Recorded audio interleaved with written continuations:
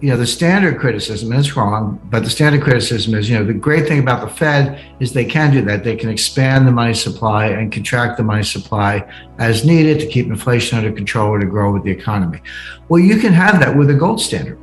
In fact, we did from 1913 to 1971 in various ways. We had a gold standard, but we also had discretionary monetary policy. The Fed was expanding and contracting the money supply from 1913 to 1971, and we had a gold standard. So they're not incompatible at all. But it does mean that you can't go too far. So it kind of puts a lid on things. Until 1945, the law in the United States was the base money supply, M0, that's what the Fed controls, could be 2.5 times the U.S. gold hoard, the gold in our possession at the market. So taking originally $20.67 an ounce, later $35 an ounce, take the amount of gold times $35 an ounce, and whatever that number was, multiplied by 2.5, and that's how big the money supply could be. But so you can't go beyond that. But I actually talked to Ben Bernanke about this because you hear over and over, the gold caused the Great Depression. Gold was the problem in the Great Depression. And I researched it, and actually the leading scholar after Milton Friedman was Ben Bernanke. And he showed with very precise detail that the money supply during the Great Depression never exceeded 100% of the gold. In other words, the money supply could have been 2.5 times greater than it was in the Great Depression with a gold standard. So gold was never a constraint. The Fed screwed it up. The Fed messed it up badly, but it had nothing to do with gold because they were nowhere near the ceiling. And when I talked to Bernanke, I said, Mr. Chairman, I said, this is my understanding of your research. Do I have it right? Do I have a correct understanding? He said, yes, you do. So gold was never a problem in the Great Depression. So you can have both. You can have a gold standard and discretionary monetary policy. You just can't get crazy. There's a lot of confusion about digital currencies, and people think of Bitcoin and all that. But the central banks are moving towards central bank digital currencies, which are not cryptocurrencies. The message traffic can be encrypted, but a digital dollar is still a dollar, a digital euro is still a euro, and a digital yen is still a yen, and so forth. The central banks would still, have discretionary authority over monetary policy. It's just that you probably wouldn't have any paper money, and payments in a digital dollar, for example, could be faster and cheaper than what we have today. We all use credit cards. That's an electronic payment, but there's a merchant acquirer fee of 2.5% on, when you charge something, the merchant gets 2.5% less than what you pay because they have to pay that amount to a processor to get their money. Well, you could probably eliminate that. So it would make payment systems cheaper. We might have wallets at the Fed. We might, Jim and Danielle and the audience might have an account at the Fed. You could disintermediate the banking system. But that's not inconsistent with gold. In fact, I've written recently about how, we're going to be walking around with 400-ounce bars in our pockets and purses. No, obviously. Probably won't even have a bag or a purse of 8-gram coins, which was true prior to World War I. But why couldn't you have a digital gold-backed currency? In fact, some versions of that already exist. So all you're doing, you put the gold in a safe place outside the banking system. You have an account. You send them the money. They buy the gold. There it is. And then you use your debit card in gold. Just entertain us for a second here, Jim. Let's pretend we were on a gold standard today. Right. What greatest problem would it eliminate? Well, it depends how you do it. And this is the problem with gold standard. Gold standards have failed in the past, as we know, and governments always make the same mistake, and it's a mistake you have to avoid, which is they get the price wrong. When you go on a gold standard, you're fixing a parity between, say, dollars and weight of gold. You're measuring weight of gold in dollars. So it's no different than any other cross rate. If you have the euro-US dollar cross rate or the dollar-yen cross rate, well, this is just going to be a dollar gold cross rate with the gold measured by weight. But you got to get the price right. So could you do it at $1,800 an ounce, which is about the current price? Well, legally you could, but that would be a fiasco because it's highly deflationary. In other words, people say you can't have a gold standard because there's not enough gold to support commerce and leverage and industrial and commercial loans and the whole financial system. There's not enough gold.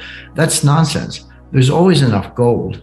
It's just a question of price. Now, could you do it at $1,800 an ounce? No. But could you do it at $15,000 an ounce? Yes. So if you said, okay, Jim, you're in charge of going back to the new gold standard. Let's be a convening power and get the G7 and the G20 finance ministers together and have a new Bretton Woods type conference. Maybe I'm here in New Hampshire. Maybe we could do it up at Bretton Woods, which is just a little bit up the road than that Washington hotel.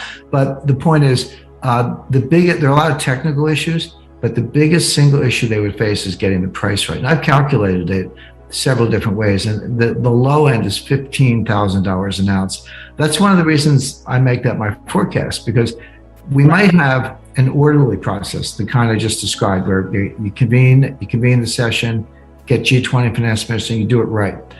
I don't think that's going to happen. I think what's going to happen is the system's going to fall apart. Well, we were much better off. Actually, we were better off before the Fed. The United States, people hate central banks. We had two that we got rid of before the Federal Reserve was created in 1913. But the first bank in the United States we got rid of in 1812. The second bank we got rid of in 1836 under President Andrew Jackson. From 1836 to 1913, there was no Fed, and it was the greatest period of prosperity, low inflation, invention, efficiency, almost in recorded history. So we get along fine without the Fed, and we're much better off with the gold standard, no doubt about it. When you said economists criticize gold, I would just remind the audience of two things. Number one, economists are wrong about almost everything. So if you actually look at their track record in that sense, they seldom get things right. Certainly the Fed never gets the forecast right.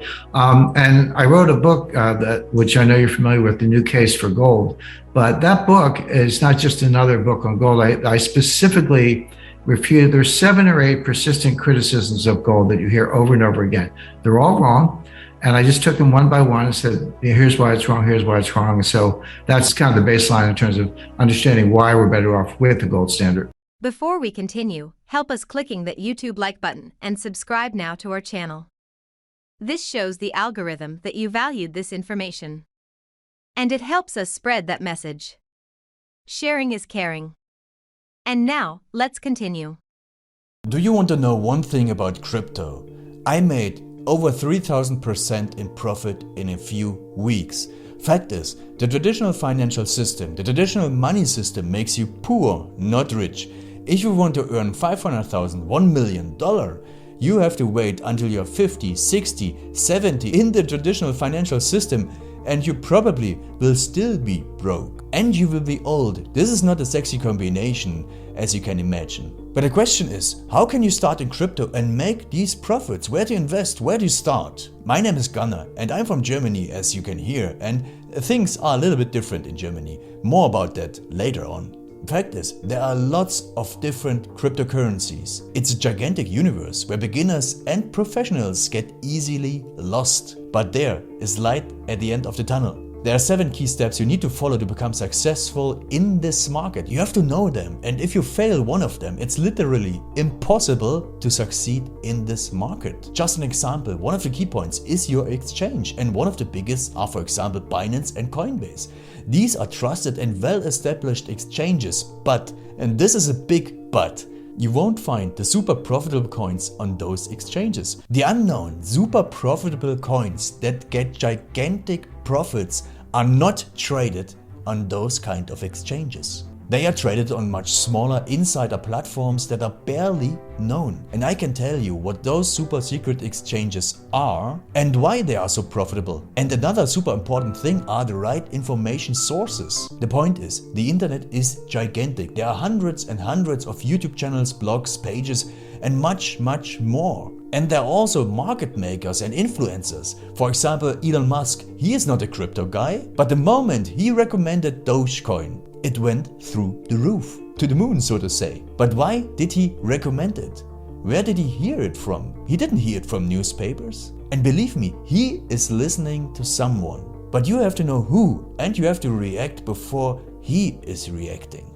This is really, really important. And these are only 2 of the 7 steps you have to follow in order to be successful in crypto. And if you want to know all of these steps in much more detail, and if you want to have a comprehensive checklist, here's what you should do. There is a link below this video. Click on this link and you will get the opportunity to subscribe to my channel. Click on the link and you will see a video where I explain the next steps. So see you soon. Click on the link now. I'll see you there.